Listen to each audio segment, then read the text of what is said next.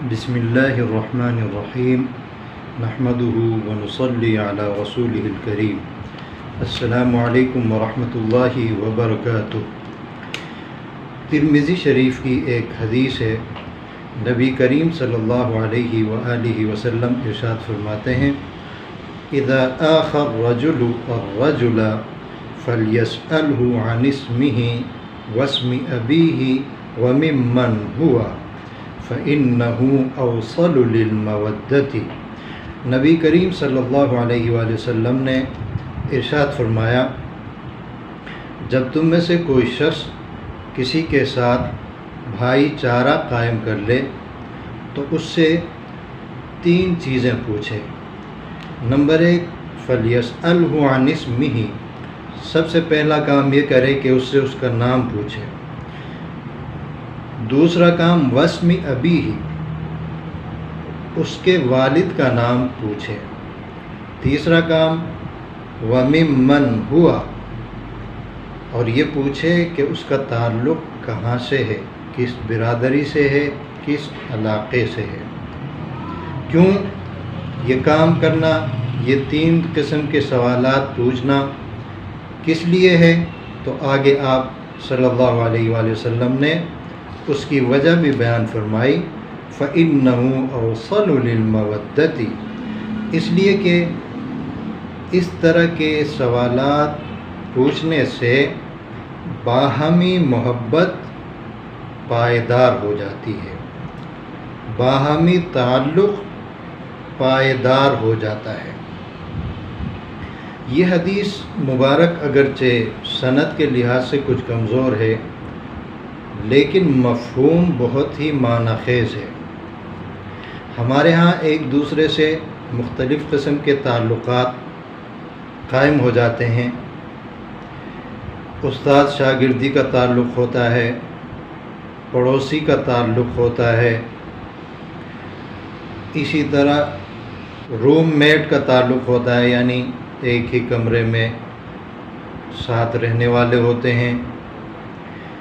امام مقتدی کا تعلق ہوتا ہے، اور کاروباری پارٹنرز کا آپس میں تعلق ہوتا ہے۔ مختلف قسم کے تعلقات ہوتے ہیں۔ اب ان تعلقات کو دوام بخشنے کا، ان میں پائیداری لانے کا ایک گر اس حدیث میں ہمیں سکھلایا گیا ہے، وہ یہ کہ ایک دوسرے کا اچھے انداز میں تعارف کیا جائے، تاکہ آپس میں اجنبیت کا پردہ چاک ہو جائے، کیونکہ تعلق کے ناپائیدار ہونے کی ایک وجہ یہ بھی ہوتی ہے کہ آپس میں بعض معاملات میں اجنبیت ہوتی ہے، پہچان میں کمی بیشی ہوتی ہے۔ اب جب اس کمی بیشی کو ختم کیا جائے، اجنبیت کے جتنے اسباب ہو سکتے تھے ان کو ختم کیا جائے، تو پھر وہ دوستی، وہ بھائی چارہ، وہ تعلق پائیدار ہو جاتا ہے۔ چنانچہ اجنبیت کی پہلی کڑی کیا ہے؟ ہم ایک دوسرے کے نام کو نہیں جانتے، اور نام کو اگر جانتے ہیں تو ایک دوسرے کے پس منظر کو نہیں جانتے، والد کو نہیں جانتے۔ یہ اگر جانتے ہیں تو علاقے کا تعلق، برادری کا تعلق کیا ہے اس کو نہیں جانتے، آدمی کہاں کا ہے۔ اگر یہ ساری چیزیں ہمیں معلوم ہو کسی شخص کے بارے میں، تو پھر ہماری اس کے ساتھ جو محبت ہوگی، جو تعلق ہوگا، جو رشتہ ہوگا، وہ پائیدار ہوگا۔ ہم ایک طویل عرصے تک لوگوں کے ساتھ رہتے ہیں، میل جول رکھتے ہیں، سلام دعا رکھتے ہیں، لیکن ایک دوسرے کے نام تک نہیں جانتے۔ سال ہا سال سے ایک دوسرے کے پڑوس میں رہتے ہیں، لیکن پڑوسی کا نام آپ کو معلوم نہیں ہوتا۔ ہم کسی مسجد میں نماز پڑھتے ہیں سال ہا سال سے، لیکن اس مسجد کے امام صاحب کا نام ہمیں معلوم نہیں ہوتا۔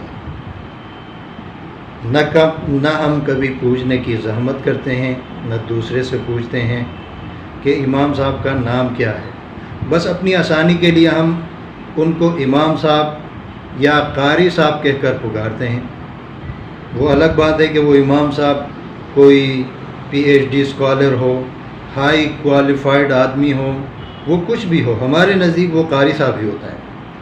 ہم اس سے بڑا ٹائٹل دینے کے لیے تیار بھی نہیں ہوتے کسی امام کو۔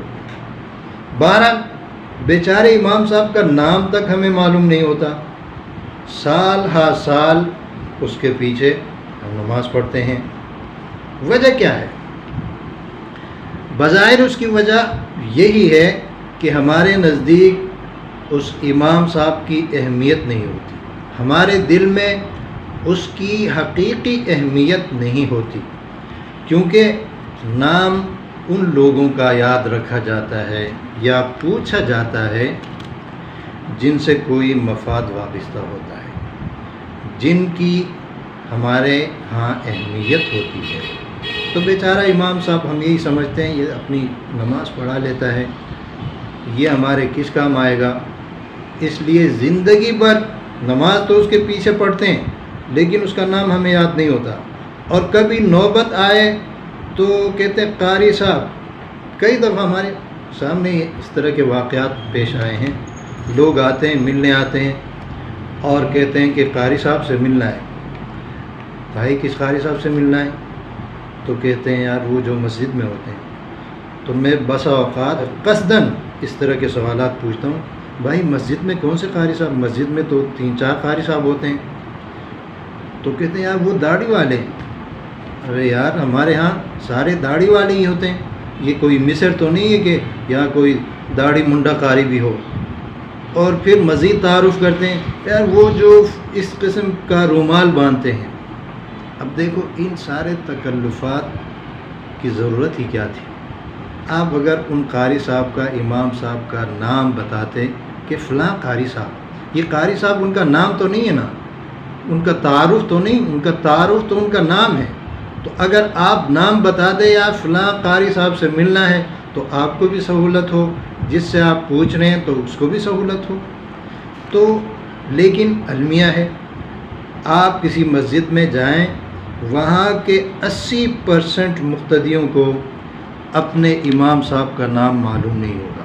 بہت سے ناہنجار قسم کے لوگ ایسے بھی ہمارے ہاں ہوتے ہیں جو سالوں سال کسی استاد کے پاس پڑھتے ہیں، سبق پڑھتے ہیں، جو بھی سبق ہو، دینی ہو، دنیاوی ہو، لیکن وہ اپنے استاد کا نام نہیں جانتے، اور اگر باضابطہ شاگردی کا تعلق ختم ہو جاتا ہے تو چند مہینے کے بعد وہ اپنے استاد کا نام بھول جاتے ہیں۔ استاد شاگردی کا کتنا مضبوط تعلق ہونا چاہیے، شاگرد کو تو استاد کی چھوٹی چھوٹی باتوں کا بھی پتہ ہونا چاہیے، لیکن آج کل کے شاگردوں کو استاد کے نام تک یاد نہیں ہوتے، یا نام بگاڑ کے وہ بولتے ہیں، بلاتے ہیں، لکھتے ہیں۔ یہ بڑے افسوس کی بات ہے۔ کسی کا نام یاد نہ رکھنا یہ اس بات کی واضح دلیل ہے کہ آپ کے نزدیک اس شخص کی اہمیت نہیں ہے۔ میرے ہاں ایک معیار یہ بھی ہے، میں یہ جاننے کے لیے کہ فلاں شخص کے نزدیک میری کتنی اہمیت ہے، میں اسی چیز کو دیکھتا ہوں کہ وہ میرا نام جانتا ہے یا نہیں جانتا، اور جانتا ہے تو صحیح جانتا ہے یا بگاڑ کے میرا نام لیتا ہے۔ اور ہمارے ہاں جب مختلف قسم کی دعوت کے کارڈ آتے ہیں، شادی ہو گئی، کوئی اور تقریب ہو گئی، تو میں اس دعوت میں نہیں جاتا جس کارڈ کے اوپر میرا نام بگاڑ کے لکھا ہوتا ہے، کیونکہ اسی سے میں اندازہ لگا لیتا ہوں کہ اس شخص کے نزدیک میں کتنا اہم ہوں اور یہ شخص مجھے کتنی اہمیت دیتا ہے۔ جو شخص میرے نام کو درست لکھنے کا روادار نہیں، میرا نام تک یاد کرنے کا روادار نہیں، تو میں ایسے شخص کی تقریب میں کیوں جاؤں گا؟ اس کی دعوت میں کیوں جاؤں گا؟ انسان کو کھانے پینے سے زیادہ اس کی عزت عزیز ہوتی ہے۔ وہ کھانے پینے سے زیادہ یہ دیکھتا ہے کہ دعوت دینے والا مجھے کتنی اہمیت دے رہا ہے۔ اس لیے یہ جو حدیث مبارک ہے اس پر عمل کی ضرورت ہے۔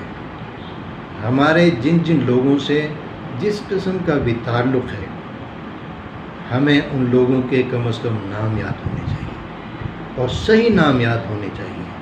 کسی کے نام کو بگاڑنا، اس سے بھی انسان کو تکلیف ہوتی ہے، خصوصاً جب وہ آپ کا کوئی تعلق والا ہوتا ہے، وہ آپ کے نام کو بگاڑے، اس سے آپ کو بہت تکلیف ہوتی ہے۔ زندگی باقی، ملاقات باقی۔